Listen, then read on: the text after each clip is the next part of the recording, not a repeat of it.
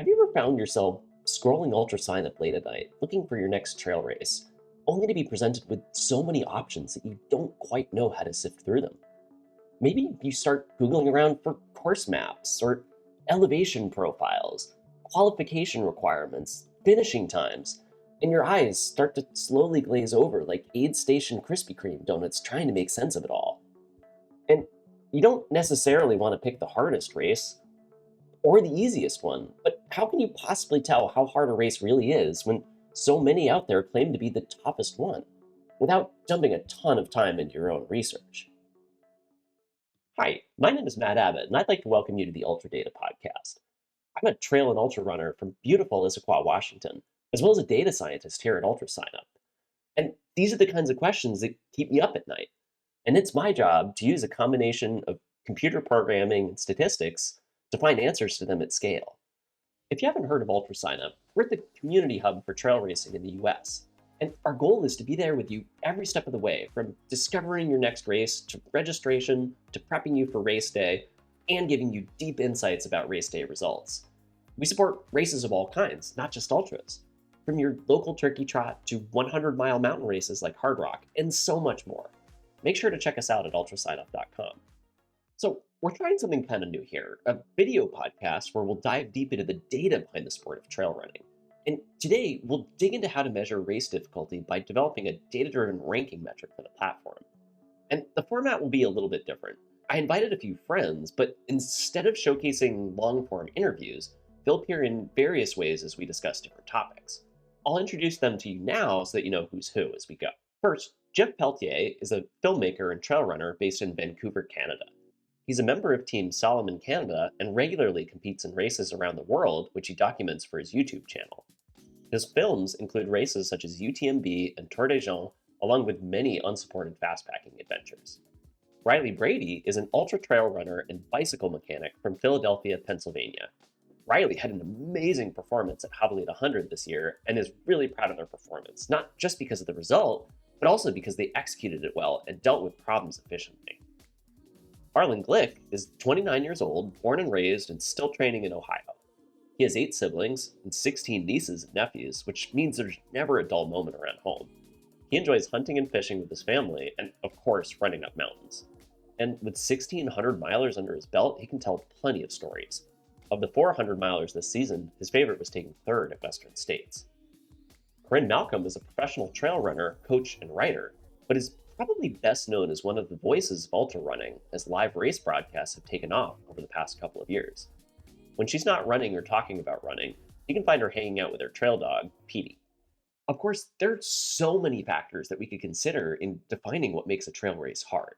Races vary by distance, type of terrain, elevation gain and loss, cutoff time, qualification requirements, whether you'll be running through the night, the climate of the race location, whether you're tasked with removing pages from books strewn about the course, among others. And as a first step, I wanted to chat a bit with my runner friends here about what makes different races hard to them. And I started pretty broad because I wanted to understand the underlying motivation behind each runner's choices. I decided to ask each person the same question, hoping to elicit a variety of responses. So let's listen into these conversations, starting with Jeff Pelletier. So yeah, let's first touch on what makes races hard relative to one another. And so as I started to think about this topic, your YouTube video, what makes an ultramarathon hard, it immediately came to mind. And so I think anyone watching this should definitely check that out as well. And the central argument you make is one that makes a lot of sense to me, which is that what makes a race hard is really dependent on the strengths and weaknesses of the runner individually. And so for you, Jeff, when you're thinking about your next challenge, what's your thought process like? Like what factors do you consider and how do you weight them against one another? Well, I think of it as, am I doing an event to compete and set a PR and am I trying to do really well, or am I looking for a new and interesting challenge? And you can have both of those things, but usually not. Usually those are opposites, right? So if I want a new and interesting challenge, I'll put myself out of my comfort zones, which for me usually means either heat or extreme cold or Mhm. altitude. I live in Vancouver, Canada, where we have a lot of rain, technical trails, lots of climbing, but not where it's sea level. So we don't have the altitude and we certainly don't have the heat. So I might go and run in the desert, or again, go run. I love that feeling of pushing yourself at altitude and being anaerobic. And whereas if I want to perform well, if I want to go and then I would look for a race that has more of my strengths, like climbing technical trails with maybe not altitude and not extreme heat. And now let's listen to Riley Brady's response. So right now, I am definitely trying to shift or focus on races that are relatively runnable, not super duper technical terrain. Even though like I'm used to East Coast trails, like they're technical trails. I can handle technicality. But I want them to largely be like I can run. I'm not hiking them. I, I like dealing with the heat as a factor. I much prefer that to dealing with the cold. And then, uh, in terms of terrain, like Javelina is obviously pretty flat. Western States is going to have a little bit more elevation on that. But again, I'm not tackling those super big, like I'm not trying to get into hard rock or anything like that. I'm not into the big mountain stuff at this point in time right now. So sort of the main challenges I'm looking for are like, how can I push myself from a running perspective, not like a hiking perspective, if that makes Yep. sense, um, or a footwork perspective. Uh, and I want to do it where it's warm. And now let's hear what Arlen Glick has to say. I've run, a ton of 100 milers. It's clear to me that I was born to run 100 miles. Anytime I go shorter than that, I basically run the same effort level, but just for a shorter period of time, and it does not look very impressive. When I get out to 100 miles, that's when things start to look impressive. So I look at different races for different purposes. I've always been very intrigued by the flat, fast races. I love Zach Bitter and just watching him and people like him and Patrick Reagan and just see like them and the clock is very fascinating to me. Mm. Running Desert Solstice last year was one of the highlights, and you might not think that running around a track for 24 hours sounds like anything a human being should or could want to do. But I find that very fascinating. But I am really torn because I love trail running too, and mountains and all that stuff. So it's been kind of a journey of me kind of starting more on the fast and flat scene, and then moving more into the mountain scene, because that's what's more fun. But in the future, I'm not exactly sure where I'm going to go with this. Mm. I'm definitely pushing towards the mountains, but I definitely will be back to the flats again, if nothing else, just to see what my head has learned in the years, in the mountains.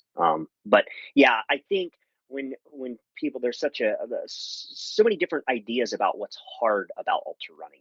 I think when you look at the different races, like to me, one of the hardest races that I've ever run was like Tunnel Hill, because you eliminate so many factors that play into it, to where basically it's just you and the clock, and like 100 miles between you and the finish line. And to me, when you eliminate factors like altitude and hiking parts of it and climbing and whatever, like to me, when you eliminate as many challenges as possible, the head games become like just humongous, like so much harder. So when I'm looking at different courses, and like every time I run 100 miles, it's hard because either I'm climbing a mountain and there's no oxygen to breathe, and we're doing 4,000 feet of climbing in 6 miles, or else I'm playing head games for 12 hours straight. And now we'll hear from Corrine Malcolm. So I joke with people that like any distance can be really hard. Any type of course can be really hard because it's what you make of it. And I think that we all have things that we naturally lean into or that we're good at as well. And so I think it's like we might thrive in an environment that someone else thinks is very hard. As you notice, while I've done some flatter races, I don't do them as frequently as I do or lean into, I think, hillier, more mountainous races, because I like to tell people, like, you can't hide on a flat course. Like, Javelina scares the crap out of me because there's no hiking to hide in. I like love hiking. Mhm. I love the hills. You can hide. I call it hiding in those places where it's like maybe you're not exposing that vulnerability or that weakness. You don't have to run every single step. So to me, it's like, what races scare me all of a sudden. It's Mm. like what is scary versus what is hard, or what is you're naturally good at versus what is hard, is this really interesting idea where I think that like creating the perfect ranking system presents some interesting challenges in that sense, right? Because I think it's like, well, what has the slowest finishing time? Obviously, that's a very hard race, but at the same Yep. time, like a fast 50K hurts a whole heck of a lot. And I think that like I have felt all of those things from TDS and Madeira that were hard in their own unique ways to races like Way Too Cool or Chucking Up 50K, that are painful because like you're exposed and like you're going hard for 4 hours or 5 hours. Um, there's there's no room for error in those races either, and I think that presents a very very interesting challenge. And then you have like weather, course conditions. I've done Western States, which is super hot. I've done Leadville 100, which is at extreme elevation. Each of those things, independent, like both those trails in my mind are not necessarily hard trails, but the Mm. conditions all of a sudden make the race very, very difficult. So it's like I've experienced a hard race at maybe every single race I've ever run. As I listen to these runners talk, something that stands out to me is how, even in the context of the same sport, aspirations and goals can be so different. And it's not just person to person variability, but what your goal is for that specific event at that point in time. And as Jeff points out, you might make a different choice if you're aiming for a PR versus seeking out a new experience. And I was fascinated by the stark differences in the choices that are made when looking for a race that plays to their individual strengths. Some, like Riley and Arlen, for example, seem to really prefer faster courses, while Corrine definitely prefers some vertical gain. I decided to dig a little deeper with Riley on that specific question, what they perceived as their hardest race versus something that they found easier. Let's listen. So I think for me that like consistent up and down and like really, really steep up and down, that feels hard. That feels really hard.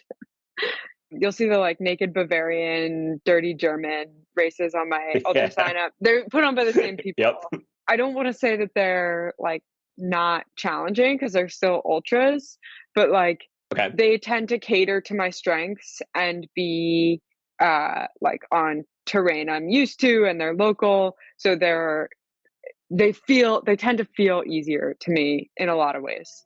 And so I was also curious about how these different runners weigh course factors like elevation or climate in their perception of difficulty relative to the competitiveness of the field, knowing that some races are hard just because they're more competitive. And I'll be honest, I was a little surprised by the direction that we went in here. So let's start with Riley. Yeah. So I try not to look at the field. I I mean, recently I've been wanting to do more competitive races, so like picking races that I know are going to draw a tough field of competitors, um, Yep. which can sometimes be hard to do on the East Coast and stay local.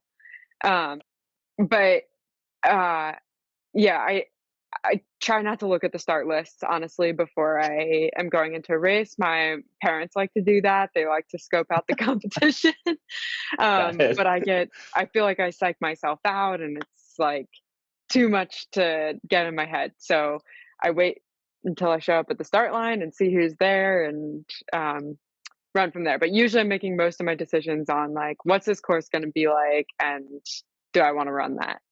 Um, I think that competition definitely elevates things a little bit as far as like probably internalized pressure and some externalized pressure, particularly at the front end of the field. Hmm. Obviously, I think the same goes for people who like have gotten into UTMB or Western States and it's their one opportunity to run the race. I.e., they might not, they're trying to finish potentially, and that is a very worthy goal. But because it's their one chance at this thing, like even though it's not this competitive sense, it's like the scarcity mindset of the event, I think also can take a race up a notch just because it's like if you mess up, you don't get a second chance. It's not like coming back to, Badger Mountain 100 or something year after year to try to get that race figured out. Those lottery systems where it's like, this is my one opportunity to do this thing presents, I think, a very unique, a similar to the competitive fieldness heightened sense of importance or internalized and externalized pressure that a competitive race will have. But for me personally, I like to have a race on my calendar every year. It's oftentimes like way too cool, Black Canyons, like Sonoma, something like that, where I know it's going to be competitive, but I'm not there for an A race effort. And it's just to Ooh, like okay. rip the band-aid off and like get just absolutely annihilated by people. But I like showing up to events where they're cool events, they're important events, they're historic events. Those races to me draw me towards them, as opposed maybe to like going and like accomplishing an easy win at a small like mom and pop event. So you'll see me finish 14th at a lot of these races because it's like not an A effort, but I'm here to try hard and probably cramp a lot. But it's, to me, like I enjoy that, and I enjoy going out there and doing it, and I can separate that effort from what I try to bring to Western states or TDS or UTMB, um, etc. But that's kind of the, like, there's this competitive aspect, there's this scarcity mindset aspect, and then you have to, like, in juxtaposition, there's like the B race mentality, or the like, there's lower pressure on me if I show up to a race like Black Canyons or Lake Sonoma. My goal isn't to win it necessarily. It's to like go and get a good effort in, because that's building generally towards something like Western States or another earlier summer big event. And it's one of those things where like results in my mind don't always paint like the entire picture of like what was going on in a race or what was going on for each individual. But yeah, competition definitely takes things up a notch from a pressure standpoint. What I take away from this is that the competitive field that a given race attracts does factor in to some extent in how racers make their choices, but maybe not in the way that I expected. Both Riley and Corrine describe selecting competitive races strategically, though maybe for slightly different reasons. Corrine, for instance, might choose a competitive race as actually as a sort of seasonal warm-up, and I really appreciate how she described that as ripping the band-aid off.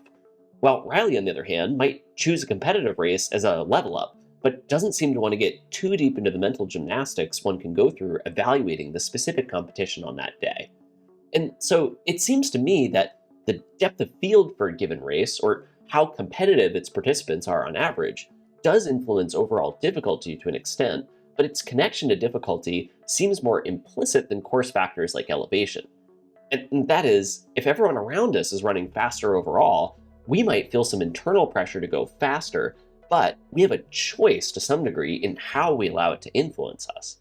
So now, having taken into consideration a variety of viewpoints about what makes different races hard, and how to think about the course in relation to the competition, let's get back to the main focus here, or how to make sense of the data to tell us which races are harder than others. Now, for UltraSignup, sorting out this is a platform problem. Part of our job is to help find the race that's right for you wherever you are in your running journey, whether you're gearing up to run your first 5K or going for a PR in your 10th 100 miler. And to do that sort of matchmaking, we need to know where you're at as a runner relative to the races that are out there for you to participate in. Now, the challenges I was given it, and really these are requirements in tech lingo, but because we're on the internet, it's a challenge, when something like this: develop a simple and easily implemented ranking algorithm to sort races by difficulty. And critically, we wanted to focus on objective or measurable criteria, using data points that exist today in UltraSignup's database.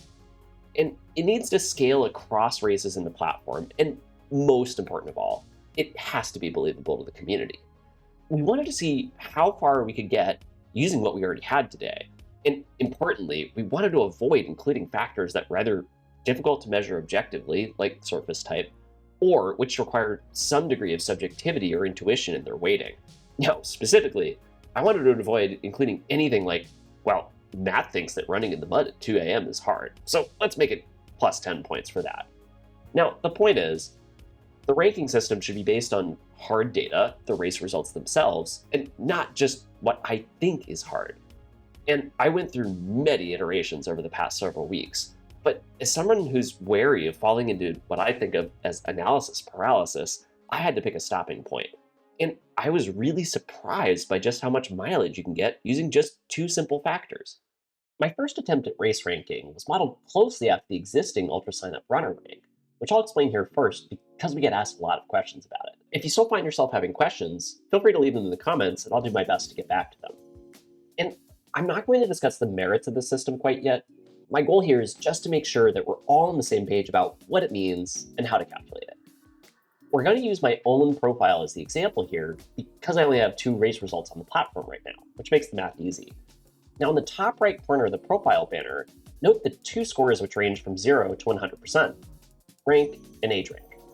These are separate aggregate scores that summarize your racing history. For each race you finish, note that DNFs and DNSs don't count against you here. You receive both a rank and an age rank score. Though, I should note, age rank exists under the hood, but isn't displayed directly on your profile. Rank is based on your time compared to the fastest time in your gender division. Sorry, I have to interrupt myself here real quick. The current runner rank is, and how do I say this nicely, not exactly the most inclusive across all genders, and is a known pain point for non-binary runners. One of my main priorities going into 2023 is to develop a runner rank that is all inclusive. And if you have any ideas about how to best accomplish it, feel free to reach out. I'd love to hear them. Okay, resume. And for timed events like a 24-hour race, rank is your distance compared to the longest distance completed in your gender division. Age rank is basically the same thing, but it's grouped by both your age division, 30 to 39 in my case, and your gender division. So my time is compared to other 30 to 39-year-old men. And to understand how rank is calculated for individual races, let's click into my first race result chronologically, which is for Badger Mountain Challenge 50K. And make a mental note here that it says 79.50%. This is my score for that race. And on the results page, note first that it's pulling in my overall rank for my profile banner for my row here, the 84.77%. That's not my rank for this individual race, it's my overall average. And if we click into Tyler Cox's results, you'll see that for Badger Mountain Challenge, Tyler was given 100% because he was the first finisher in his division. And to get to my 79.50%, you take Tyler's time, 4:21.51, and divide it by my time, 5:29.23, which yields 0.79497.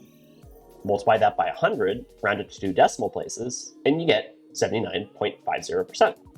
Look familiar? We saw it on the previous screen. Now, our database logs these times in milliseconds, which makes the math a little easier.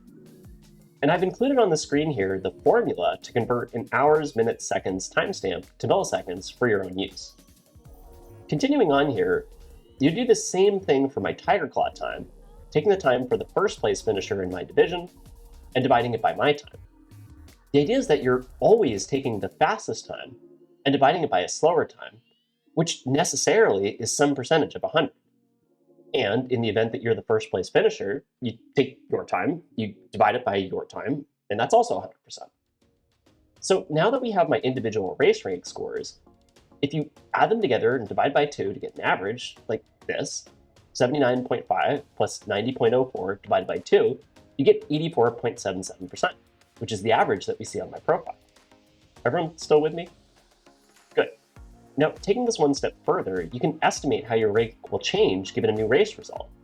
For example, if I finish Gorge Waterfalls 100K with an 85% rank, which I'll admit is a little ambitious, my overall rank would be 79.5 plus 90.04 plus 85 divided by 3, or 84.85%. So, if I rank 85 on that race, my overall rank will go up incrementally. Hopefully this helps to make our runner rank a bit more transparent. But like I said, if you're still unclear on anything, feel free to reach out. Back to race ranking. The very first thing I examined, and indeed what appears today on UltraSignup in a 1 to 5 star scale, is sorting races by finishing time. Now, why use time? We know intrinsically that one of the main differentiators in racing at a fixed distance is the course itself. At the most basic level, this could be a track, like you have for Desert Solstice. Tracks tend to be pretty flat. At the more extreme end, we have races like Hard Rock that take place at altitude. Hard Rock averages over 11,000 feet with significant elevation change. And we trail runners know that when we're doing a lot of climbing, we often have to slow down, oftentimes shifting to power hiking so that we don't blow up our heart rate. Now, while there are certainly individual differences in vert pace, some people are faster climbers than others, everyone experiences a net slowdown to some degree. So while time probably isn't a catch-all for difficulty, we know it's at least correlated with course factors. And borrowing a leaf from the runner rank, I decided to compare races like for like by grouping them by distance category, separately sorting 100 milers versus 5Ks versus 50 milers and so on. And I found that there needed to be quite literally a common denominator among the races being ranked for the results to make sense. And this also allows for claims like how hard Western States is relative to Hard Rock. I also borrowed the concept of scoring each race against the most extreme race in each distance division. From a metric standpoint, calculating in this way has some nice properties. The score ranges from 0 to 100 like a test score, and it automatically puts the hardest at the top of the list. But as you might have guessed, this didn't produce the most convincing ranking. It was surprisingly okay, but it didn't fully pass our sniff test. The top of the list was reasonable. Races that we really believed to be hard, like Hard Rock, were toward the top, but that's about where sense ended. Races like Western States appeared in the bottom 40% of the list, suggesting that it's easier than the average 100-miler. And Western is a fast race. The median finish time is 26.7 hours. versus 41 hours for Hard Rock. But it's a hard race for other reasons. One of those being that it's hard to get into in the first place. You know, the whole golden ticket lottery thing, and as such, it tends to draw an elite crowd. That is to say, Western States should maybe be closer to Hard Rock in the ranking because of the competitive nature of the field relative to other 100-milers that don't have strict entrance requirements, like Badger Mountain Challenge 100. Another way to think about it is, if it were even possible, would you recommend someone Western States for their first 100-miler? Probably not. You'd recommend something they can actually sign up for, like Badger Mountain. And this is where runner rank re-enters the picture. It's not a perfect metric, but it does capture this depth of field idea that I'm loosely describing here. Races like Western States or Hard Rock that draw a faster elite crowd have above average ranked runners compared to more accessible racers. Even more extreme is the rank of runners at the front of the pack. Indeed, the average runner rank of the top 10 Western States finishers in 2021 was 95% versus 88.9% for Hard Rock. And that's against an overall average of 78% across 100-milers. Now from this, I concluded that runner rank captures that competitive aspect of difficulty that isn't really accounted for by overall time. Now, of course, runner rank is based on time, so the data-oriented folks in the room might be worried a bit about pollution here.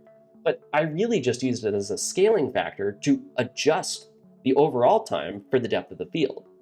So the race rank we're going to stare at here is a pooled metric, including just those two factors, overall time and runner rank. Now, I'm anticipating some of the comments I might get here. Well, what about elevation change? What about temperature? What about DNF rate? What about having to find specific pages from books strewn about the course? And I won't deny that all of these seem important and relevant. One of the biggest challenges is scale. We don't have elevation change listed for every race in UltraSignup, and I only have so much time for research. Now, I'll admit that I was worried that I couldn't come up with a reasonable rank without elevation change, and so I actually did my homework to look it up for every 100-mile race in our database. But that took me 2 days of Googling, and my own eyes started to glaze over like Hypnotoad by the end of it. But I took comfort in the fact that there was a clear and strong correlation between elevation change and time for 100-mile races. Likewise, DNFs aren't reported consistently across races. Some races have them, others don't. Now, to give fair treatment to each race, I needed to use factors that were applicable to every race in our data, which meant leaving some things off the table. And this isn't to say that these things aren't possible in the future. Remember, this is just the beginning, and we can evolve as our data becomes as stacked as a Hoka midsole. But enough small talk. Let's talk to some runners who have actually run these races and see what they think of it. Before we take a look at the results of the ranking, we have to take a quick detour to explain why it is that we're using the median finish time instead of the average. And I think I did a pretty decent job explaining it to Jeff, so let's take a listen. The use of median is really just like this. So most of our data ends up being negatively skewed like this, where if you have time on the x-axis here, this is less hours, this is more hours, and this is just how often it happens. The average of the distribution gets pulled in the direction of those elite runners at the front of the pack. And so the median ends up being a better representation of here's how the average runner in this race is performing. So here's what I put together as UltraSignup's hardest races here of 2022. The first entry here is it's really an honorary one of sorts, and I wanted to give a nod to it because it breaks my ranking methodology since nobody even finished in 2022. And of course, that's the Barkley Marathons. I calculated the historical finishing rate this morning is 2.8%. The 100-miler course has been completed 18 times by 15 people. 3 of those people are Jared Campbell. And for Keith Dunn this year, I just love this tweet. After seeking help from a trash can that he thought was a person, as well as from some passing motorists, Carl Staub was given a ride back to camp by the Morgan County Sheriff. So there's just something about Barkley that like breaks people. But yeah, I just want to give you a minute to sort of pour over this, form impressions, ask me questions, tell me I'm wrong. Like any of these things are totally acceptable. I'm glad to see the Barkley Marathons right at the top, because if not, they would, there would be a problem probably with this system, even if it is just an honorary mention. Because when we talk about cutoff times being one of the biggest variables, like of course the Barkley Marathons is difficult. It's long. It's got a lot of climbing. It's not marked. I mean, you have to navigate. But if it was, if you had double the amount of time, what is it, 60-hour cutoff? If you had 120 hours, I think we'd see the finishing times being a lot higher, right? So that's, again, cutoff times plays such a big role in this. The fact that you have such aggressive cutoff times means you can't really sleep, and that's what leads to those poor decision making, the poor decision making that we see in that race, and the hallucinations. So that's really, I think that's just exemplified with the Barkley Marathons. Plus, it's hard to train for, and it's hard to execute. So it really is, I think, it's got to be the hardest race in the world. A couple of these other ones I'm not as familiar with, to be honest. I've run only 2 of these, the Swiss Peaks and Tour des Géants. I did find Swiss Peaks to be harder than Tour des Géants. It's longer. It's got more elevation gain, but something that maybe isn't factored in here, it's not as high in terms of altitude. Tour des Géants, we got up to 3,300 meters, and I think you get over 3,000 meters several times. Swiss Peaks, I don't think we got above 2,800 meters. So coming from sea level, I found Tour des Géants more difficult at higher elevations when we hit those calls, but realistically, you're only up there for an hour or two. Whereas what I found more difficult at Swiss Peaks, again, hard to factor in, was that there were fewer aid stations and they were further apart. There were fewer runners in the field. You were alone for up to 6 to 8 hours at a time. So it was a little bit more of a self-supported event than something like Tour des Géants, which is basically the UTMB of 200 milers. It's just such a well-supported event. So I agree with that. For example, Swiss Peaks is a little bit higher than Tour des Géants. Likely it's shown in your data, but there's sort of qualitative reasons why I agree with that as well, just based on my own experience. From what I'm seeing here, it's amazing that the data has played out so well, because this definitely, with the exception of a couple of those that I haven't really talked to many runners who have done Ball States and the first one, the annual Heart of the South Road Race. I don't know anybody who's run those, but my experience personally and speaking to other runners who have run all the other ones, this definitely looks about right. Yeah. A few of these races were brand new to me as well, and sort of resurfaced to me in the context of this exercise. So yeah, last annual Heart of the South Road Race, 351-mile race in Laz Lake's catalog. And I thought this was pretty amazing. So it's an adventure only for the most daring. They assemble on a Wednesday morning, park their vehicles in a cornfield in North Georgia, and the only thing they will know about their destination is that it will be between 300 and 350 miles away. There's something that's sort of qualitatively very different about this than other races, because typically you at least know what you're getting yourself into. And here it's just, a distance and that's it. Yeah.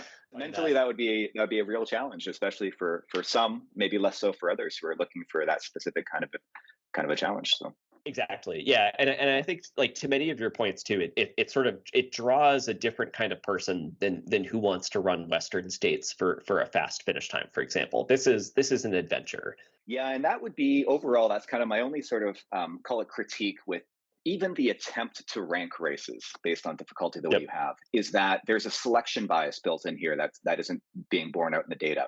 So if you look at a race like the Plain 100, for example, I haven't done that one. I have friends who have, and others who have researched it because they want to do it. And so I've heard a lot about it. And my understanding is that race has one aid station at the 50-mile mark. So it's basically a self-supported 100-miler with one chance to resupply. Very difficult race. There's very few runners who do it. So mentally, I know that's more difficult. You're on your own for a lot of that race. You don't have that moral support of other runners. And yet, that didn't make your list. And that's probably because people who sign up for Plain 100 are looking for that kind of challenge. And they're used to that kind of challenge, right? So But if you throw the average runner into that race versus a different 100 miler, I'm sure the finishing rates would be lower. So I think that's again where it comes down to the individual so much, and not just the specifics of the race. So when we say like, is this race hard compared to this one? You'd have to say, well, hard for who? For Arlen and Riley, I did something kind of fun. And what I did was I took the ranked list of races and I joined that on their own race data so that I could paint a picture of what, this algorithm said was their hardest races. So let's start with Arlen. Let's dive in. It's going to take me a second because some of this data is brand new to me. So Western, and to be fair, Western and Rabbit are the only two mountain races I've ever run. So Okay. let's just throw that out there. And Western was the first mountain race, and Run Rabbit was right after that. So Javelina, I see Burning River, Mohican. Yeah, I mean, Tuscazor, Umstead. Yeah, I mean, this is pretty close. One factor that I would throw out there. I feel Okay. like a race, the easiest race to get a finish is one with 6 to 10,000 feet of vert. Ooh. A race like Canal Corridor is actually extremely hard if you're trying to get a finish. There's something about having a little bit of vert that actually really helps. And this is just an opinion from a guy who has done a ton of flat to moderately, races with a moderate amount of elevation, with a few that have, significant amount of elevation. I would say this ranking system is pretty good.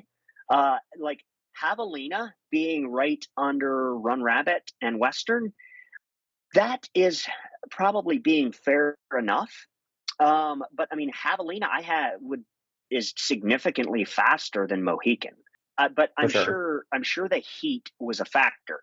But if you were to take the heat and humidity at Mohican, Mhm. being in June in Ohio, it's very comparable with Javelina, the dry heat at Javelina. Yeah, so we're like Umstead, you're talking ideal weather is like, you can almost bank on it being like ideal weather. One thing that has changed is Canal Corridor went from a July race to an October race. It's a completely different. I've never run it Yeah. in October. I Huh. want to, but like, I mean, the ranking changes completely, in my opinion, from July to October. So yeah, this is very fascinating. This definitely, I will say, whatever method you're using here definitely got you really close. Mohican is definitely harder than Burning River. Yeah, I will say, you're definitely onto something. That's a pretty good response so far. Now, with Riley, I did a bit of an experiment, and instead of just reflecting races of a given distance, like 100-miler, I grouped together all races for a fixed period of time. And we'll see the results are a little bit more mixed here. Let's take a closer look. For those listening on audio version here, is that at the very top, it puts Javelina as the hardest race. And I think this is primarily because of the rank of the field at Javelina this year.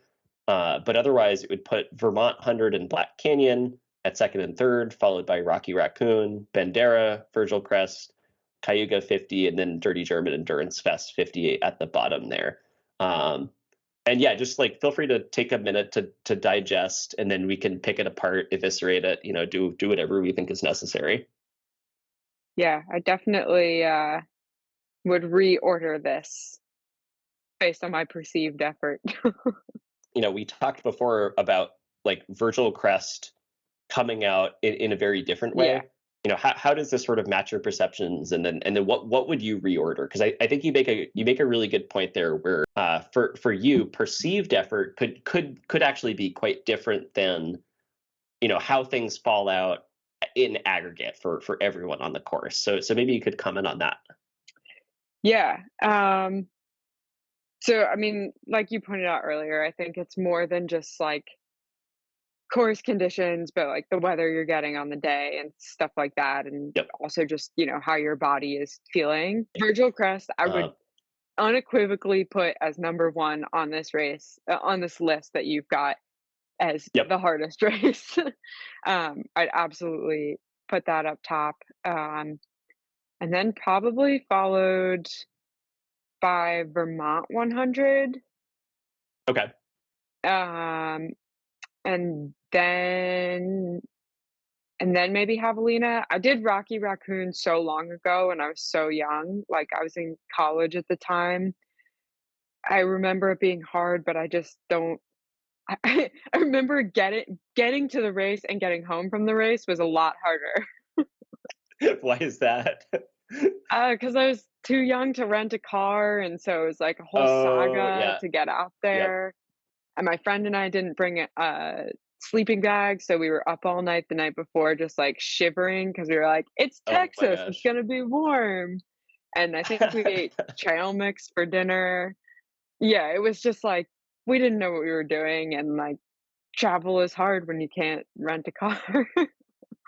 So, like, going back to our earlier conversation about how, like, your goals and sort of your preferences right now are for these sort of faster courses overall. Um, in your own sort of mental ranking, it actually stack ranks sort of nicely by vert, which is sort of interesting. Where Yeah, if you put Virgil Crest up on the top here, Vermont falls sort of nicely underneath it. yeah. Um, and yeah, so it sounds like individually, your own preference and your own perceived effort would be maybe ranked a little bit more heavily by vert than we have right here. Does that sort of sound right? Yeah, I think so. At least for me, I think Bert uh, plays a big role in perceived effort. I think it just takes a bigger muscular toll too, especially like, you're powering up those uphills and you're getting those eccentric muscle contractions on the downs that just like crush Yep. your quads. And so then like when you go to climb up again, it's like, oh, where did my muscles go? I really appreciated Riley's comments there. In that iteration, looking across distances, that particular combination of median overall time and runner rank resulted in a race ranking that was incongruent with perceived effort. From Riley's perspective, the more vert-heavy races like Virgil Crest should have come out higher on the list. I did want to allow for the possibility that a fast, highly competitive 100K could be more difficult than some 100-milers, but I agree that this weighting could use some adjustment. In my next iteration, I dialed back the weighting of runner rank to give more weight to overall time. That resulted in a list that we see here, which puts Virgil Crest at the top and pushes Black Canyon a bit further down. I decided to share this re-ranking with Riley over email, who did agree that it was closer overall, though they still would have ranked Vermont 100 over Javelina. I can't stress how valuable Riley's feedback is, since it refocused my attention on what really matters, i.e. capturing perceived difficulty. I ran with this next iteration in my conversation with Corrine, which we'll examine now. So we're going to flip over here to specific to the 100-mile distance. I think this is sort of interesting because, as you're describing before, there's something different about like an apples to apples comparison versus let's throw all the fruits into the pot and see how they fall out. This ends up being, a sort of an interesting comparison for a few reasons. One is that the range of time is actually a lot more constrained, compared to something like this where, you're Yeah. ranging from 50 to like 200 hours. But then also, like, what tends to index these races relative to one another is how the front of the field shakes out, Yep. where UTMB up here ends up being pushed to the top of the list, like primarily because of the depth of field. A race like your race stands out just by the sheer vert that you have to do across the course.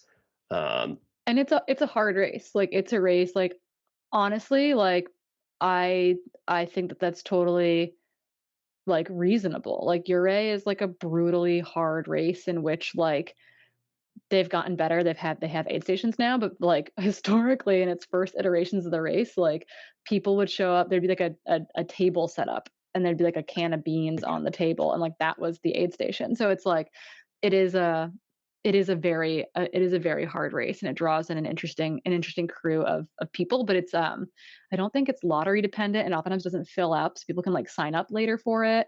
Um uh, but it's like the locals hard rock because it's so darn hard to get into hard rock. It like to me does make sense that it is like an incredibly difficult race. It's really interesting. Like they're like all these are very hard or objectively hard mountain races. Personally, I think Tunnel Hill sounds horrible, or I think yes, Javelina sounds awful. It's a party, but it yes. sounds awful to me. So it's like to me personally, these races all I would hands down sign up for all these races over Tunnel Hill. And it's not to say that Tunnel Hill is like it's not easy, but it's like Yep. to me, it's like the idea of running fast like that for so long is like way harder and way scarier than schlepping my body up and down mountains for 40 hours. Is High Five 100 that weird race in Colorado in which there's like no set course? I was amazed by this because I hadn't heard of it until doing this exercise, but the most practical route they estimate between 90 and 105 miles with around 40,000 feet of elevation. So yeah, so it sounds like it's almost like an orienteering exercise where you're looking for these checkpoints, but there's no set route to do it on. First woman only finished it in like 2019 or something, I think. Something like that. Like it's kind of like Plain 100, which is like a weird race in Washington, which is the terrain isn't that hard per se, but you're not allowed any crew at all. There's one aid station for the 100-mile race, and it's at the 100K mark because there's a 100K race that starts and finishes there.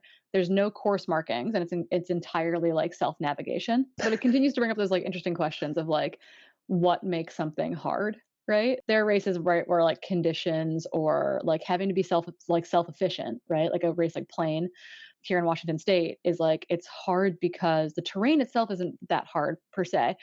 It draws kind of an interesting set of humans, but it's like it's hard because like you have to carry all of your stuff for the first 100K of the race, and then you can like resupply at 100K and then finish the race out, and there are no course markings. Like that's like its own weird type of hard, akin to like Bull State is its own weird type of hard. Like Yep. UTMB, despite being the hardest race on this list, like is not technically the hard. Like the trail isn't technically that hard. The vertical gain is substantial. It's got great course markings. It's got great aid stations, like all the snacks you could ever possibly want. It's hard to get into. The finishers are pretty darn good. It can have really bad weather, but it's like, technically speaking, like Whistler Alpine Meadows is like really gnarly. Cruel Jewel is really gnarly. So it's like this interesting thing where it's like UTMB like is the crown jewel in a way, but at the same time, like I don't think it's a very technical race. I don't like it's pretty user friendly in a lot of ways versus like some like Cruel Jewel's gnarly. Like that race is like insanely brutal. Whistler Alpine Meadows is like often it's really hard. Swiss Alps I've heard is like insanely gnarly. So it's interesting like what like I don't disagree with the ranking. At the same time I'm like I could 100% like pick at little things for sure. But anyway, without further ado, did I break the algorithm? I really hope so. So I did something a little bit different than I'd done with other participants here, where this rank it's not just a rank index like I had here from 1 to whatever, but this is actually based on the percentile in terms of the rank itself. Anyway, very, very curious to see what you think. I'm super curious. Interesting. Very interesting. I think TDS and Madeira are both incredibly hard races. They're technical, they're kind of stupid. Like they're hard races. Having gone back to TDS this year and had to drop out, it's like I like fell down running through a cow pasture and hurt myself. There's just no trail at times. So I think that like to me track, it's interesting that vert and distance is like important, and then it kind of gets like wacky in the middle there. But not that surprising, I guess. It's interesting because Sun Mountain was like probably a pretty non-competitive race.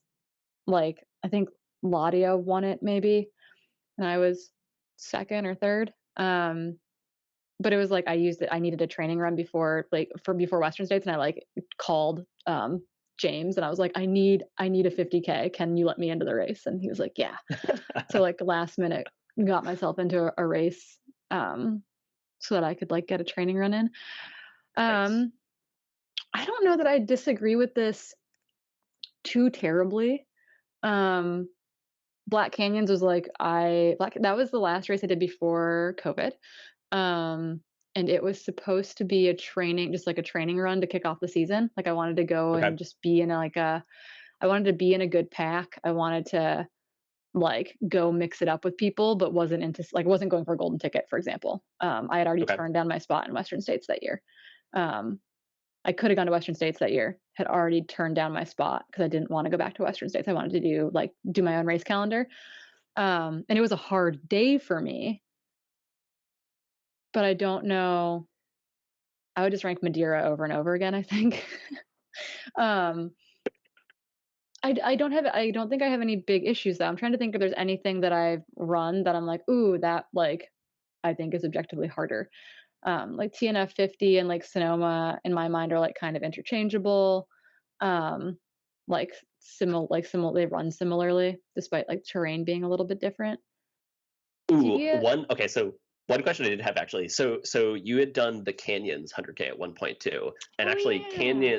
canyons didn't appear in the list that I had. I would think to sort of insert it in between Madeira and Black Canyon, but I'm curious where you would put it in your sort of Yeah. perceived difficulty.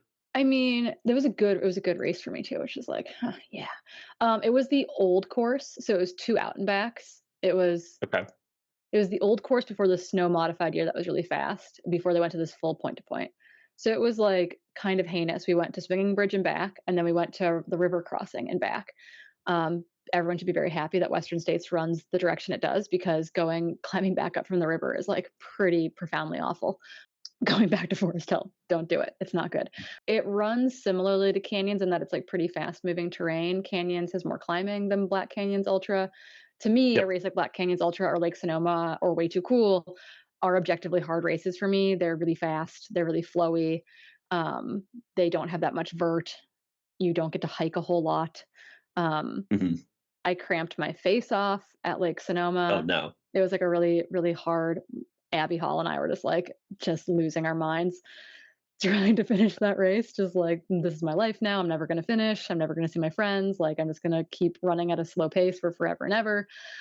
My only like kind of question that I'm sitting with as far as like people believing in it in the system is like, well, this race, Hellbender is really hard, right? It's Yep. like, and it Yep. is. Hellbender is really hard. Like, there's all these races, It like these is. random races that it's like, I think with transparency over how the data is sorted, like I think that creates like transparency creates buy-in, I think. Yep. Which a lot of race orgs don't always understand. But transparency like will create buy-in. And I think that like with that notion in mind, it's like, well, we're working with the data we have, we're working with X, Y, and Z factors, like because I don't disagree with like my personal like what are my hardest races. Like those are Yep. hard races for sure. Like I had good races and bad races in that mix, etc. Mhm. But like objectively TDS is like super stupid, which is good. I personally like that style of racing. I would probably love UTMB Puerto Vallarta for that reason. Those will be the things, or people being like, well, this race, like personally, this race I think is really hard type of thing. Yep. So I think it's interesting, like what the data shows, what are confounding variables in that data with my like researcher brain on, or like Yep. what do we know and what don't we know? Right, like those Yep. nuances of like Leadville, like okay, well, there's no prereqs to get in, etc. Vol State or Badwater like attract like a very interesting, weird group of humans. Like that discrepancy Yep. between like the very front of the field and like what's the average UltraSignup ranking, etc. Like those things start to tell you that, like paint that story for you or paint that picture for you. But it's like it's interesting, like what you teach the like algorithm to know versus like what we know intrinsically as humans. I found Corrine's comment to be the perfect place to stop because it nicely encapsulates essential learning from this whole exercise. Any algorithm that uses aggregate data like this to rank necessarily smooths over the experiences that we have individually. At the end of the day, this race ranking won't be the end-all measure to predict your personal perceived difficulty, but it can be used as a tool to focus your lens in inspecting and comparing races at a high level. I learned a lot here from the back and forth exchanges with these different runners as they reacted to what the data said was hard, and it gave some ideas for factors to examine in the next iteration. To Jeff's point, cutoff time seems pretty relevant since judicious cutoffs like we see in the Barkley marathons appear to be a key contributor to the low finish rate. Likewise, as both Corrine and Jeff mentioned, races like Plain 100 that offer very little support in the way of aid stations may well notch up the difficulty compared to races with more frequent aid stations. And of course, in the ideal, we'd be able to measure relative effort on a course to capture the perceived difficulty that each runner describes in their own mental model. Anyway, I hope you enjoyed listening in as we collectively explored how to rank races by difficulty. I'd love to know your own thoughts. How do we do? Do you agree with what the data and the algorithm says, or is this all bogus? What factors and outcomes would you use to rank different races? Thanks for tuning into UltraData. Until next time.